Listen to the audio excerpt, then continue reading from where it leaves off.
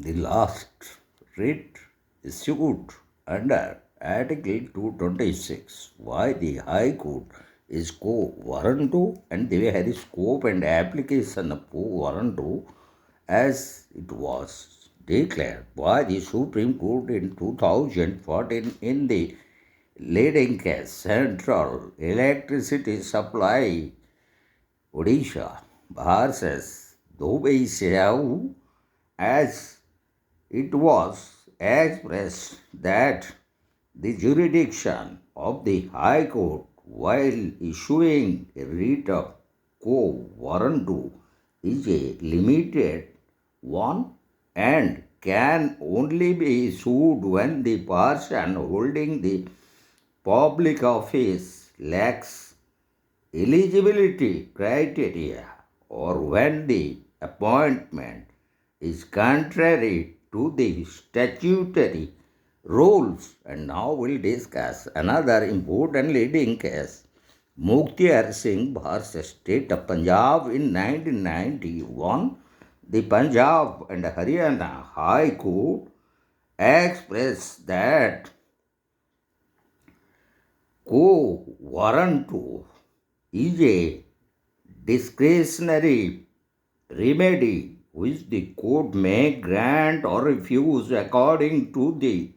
facts and circumstances of each case. Thus, the court may refuse it where the application was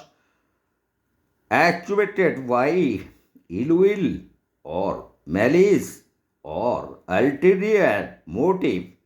as it was pronounced by the Punjab and Haryana High Court in the leading case Mukhtar Singh versus State of Punjab. And now we'll go to another important leading case, that is Rajesh Avasthi versus Nandlal Jaiswal in 2013. Supreme Court expressed that for a citizen to claim writ of quo warranto, he need not have any special interest or personal interest. The real test is to see whether the person holding the office is authorized to hold the same as per law. So now we'll discuss the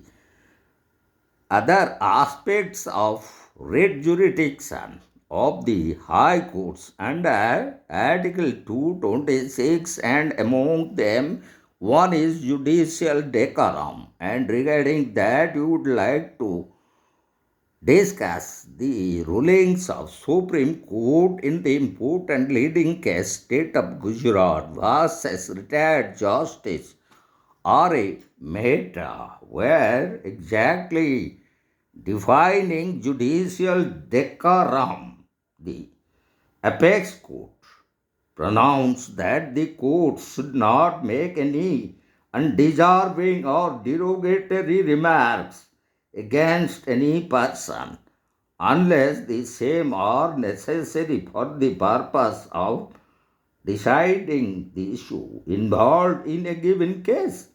Even where criticism is justified, they must not use intemperate language and must maintain judicial decorum all at all times, as it was pronounced by Supreme Court in this important leading case, State of Gujarat versus retired Justice R.A. Mehta. And another aspect of writ jurisdiction of the High Courts under 226 is judicial activism, and that we will discuss in the very leading case All India Council for Technical Education versus Umbir Kaushik in 2006. The Delhi High Court object that judicial activism should be resorted to in exceptional circumstances when situation forcefully demands it in interest of the nation, as it was pronounced by the Delhi High Court in regards to judicial activism. And now we'll discuss certain other important aspects such as relating to relief, remedy, and alternative remedy. So, in connection to relief, we'll discuss important leading case, and that is Commissioner of Police versus Meher Singh. In 2013, the Supreme Court expressed that if the benefit or relief was conferred on the basis of error, illegality, or indulgence, it cannot be extended as the relief that may be granted under Article 226 may be setting aside an illegal order or a declaratory order or a restitutionary or refund of invalid tax or other consequential relief, so as it was pronounced that equitable consideration waived the court partly in adjusting the rights of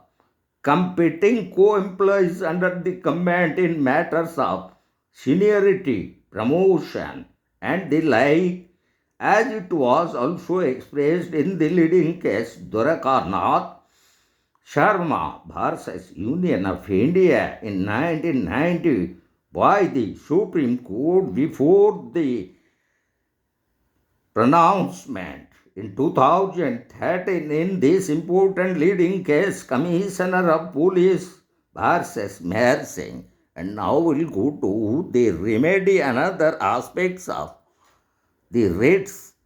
available under Article 226 before a High Court, and in that connection we would like to discuss the ruling of 1965 by the Supreme Court in Municipal Council Khurai versus Kamal Kumar, where it was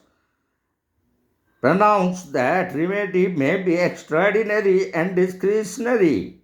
The remedy of the writ is when either extraordinary or discretionary unless a fundamental right is involved. It depended on three things: a cause of action, exercisable only against the parties before the court, so as it was decided by the Supreme Court in 1965, while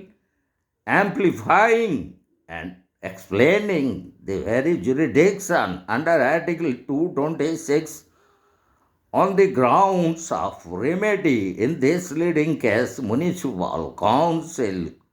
Kurai versus Bimal Kumar. And now we'll go to the alternative remedy, and regarding that we would like to discuss the very decision in relation to alternative remedy in relating to Article 226 of the consideration of the Constitution. So, in that case, we would like to discuss the ruling of the Madras High Court in 2011 in the leading case Ashok Chand versus Indian Bank, where it was observed that wherein efficacious alternative remedies available without approaching the appropriate forum by raising trivial grounds, no writ petition can be maintained under Article 226 of the Constitution. And so in the leading case, State of Madhya Pradesh versus Sanjay Nagayas in 2013, the Supreme Court expressed that the alternative remedy of appeal would not be a bar in exercising the writ jurisdiction of the High Court, where the order passed by the statutory authority was arbitrary and in clear violation of the statute. And now we'll discuss another important ruling of Supreme Court in 2013 in the same year in the leading case, Sri Siddha Senara Cooperative Bank Limited versus Iqbal, and where it was pronounced that an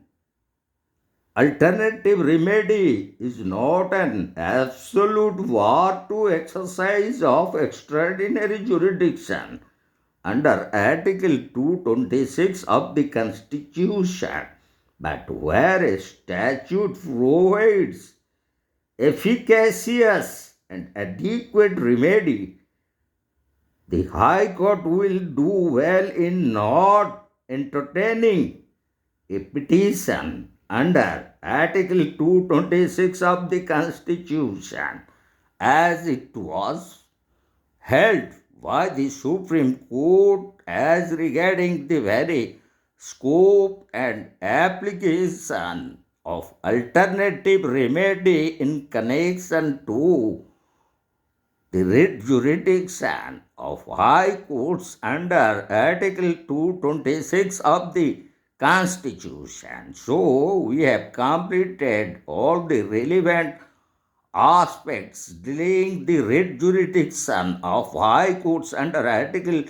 226 of the Constitution, and in our next upcoming video we will discuss another important aspects relating to